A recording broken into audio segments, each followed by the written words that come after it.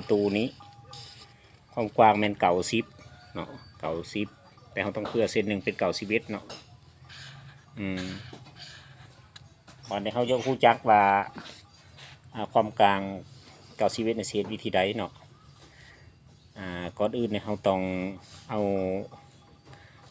ความกว้างเนี่ยมาลบให้ขอบไม้2ขอบนี้เนาะขอบบาน2ขอบนี้ก่อนอื่นเราเอา91อันนั้นมาลบขอบ2ขอบนะขอบข้างหนึ่ง6 เซนข้างหนึ่ง6 เซนเนาะ2ข้างเป็น12 เซนมาลบให้12 11 ลบ 211 ลบ 2เท่าใด11 ลบ 2ยังเหลือเก่าเนาะเอาเส้นที่1มาเนี่ยเนาะไล่แบบง่ายๆเลย1 บวก 1เป็น2เนาะ9 ลบ 2เหลือ7 79เนาะ79เนี่ยต้องมีในบวกเติมอีกมาคำว่าเวลาเขาเจาะไล่นะเจาะไล่หรือว่าเจาะมุมเนาะเขาเจาะเดือยหรือเขาเอิ้นว่าเจาะไล่เข้าไปหรือว่าเจาะเดือยเข้าไปในตรงเป็นลึก3 เซนครึ่งนะข้างนี้3 เซนครึ่งบวกทั้ง2ข้างนะเป็น7เขาเอิ้นว่าบวก7บวก7นะบันทึก9 บวก 7เป็น16เนาะ7 6 7 1 7 บวก 1เป็น8 8 16มาสั้นเขาจะตัดอันนั้นขอบความกว้างในตรงเมนตัดทั้งหมดเนาะเขาตัดสากเมนอยู่ในเขาจะเจียนปลายมันนี้เจียนโดยวงซอยก็ได้จานวงเดือนก็ได้เราต้องเจียนอยู่ในขนาดความกว้าง86เนาะ86ทุกอันถ้าเขาอยากใส่จากคันใดอยากใส่จากคันเนาะ1 2 3 4 5เนาะถ้าวัน1 2 3 4 5ให้ตัดความยาวเท่ากันยาว86เนาะให้ตัดสากเนาะสาก45 องศาสากข้าพเจ้าใส่เครื่องตัดสากเนาะตัดสากมันเอาเทคนิคง่ายๆเนาะใส่หุ้งซอยเนาะใส่หุ้งซอยเทคนิคการตัดแล้วมันใส่จานขนาด5 นิ้ว6 นิ้วเนาะอันนี้6 หางมันจะมีรางที่ครับแต่งโดยเฉพาะเนาะมันจะมีรางเอาจังได้กว้างเท่าใดละหาวัดเนาะเอาเม็ด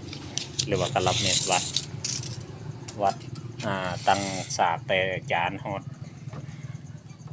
จุด86เนาะประมาณนี้86เนาะ86มาคำว่าไล่ติดจานเนี่ยเนาะเอากระลับเม็ดเนี่ยต่ำกับจานเลย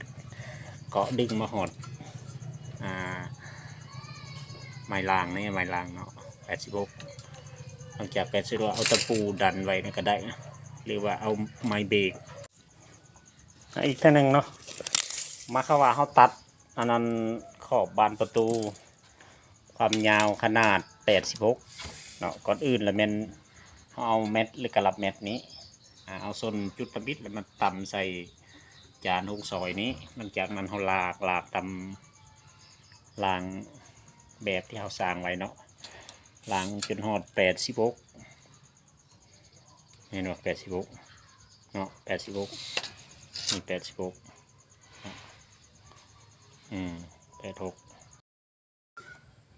บัดนี้ขั้นตอนเขาตัดขอบที่เขาเอาเบื้องต้นว่าความยาว80ของขอบเนาะก็ดูแลเขาต้องมาตัดเข้าอันนั้นจานซอยเนี่ยเนาะโดยมา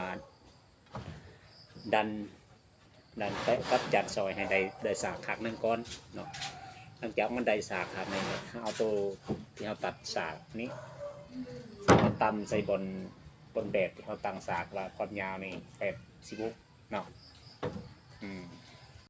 ข้าพเจ้าใส่เครื่องตัดสากเนาะตัดสากมันเอาเทคนิคง่ายๆเนาะมาเข้าว่าไม้ที่เขาได้จัดเรียงเนาะได้ตัดความยาวตัดสาก เขาเว้ากันว่าความยาวหัน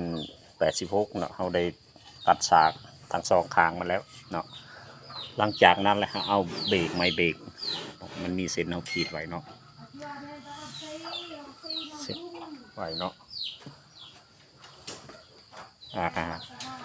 ลักษณะผู้พังอย่างนี้เขาจะตัดอันนั้น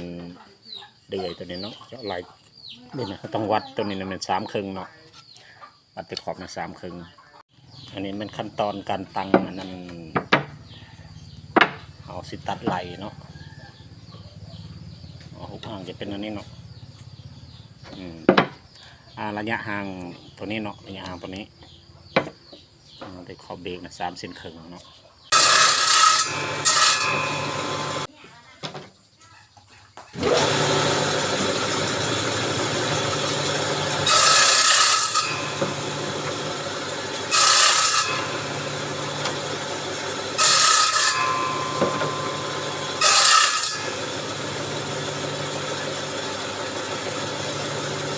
คือที่เขาเจาะ อันผูกันเนาะจากนั้นเอาจานซอย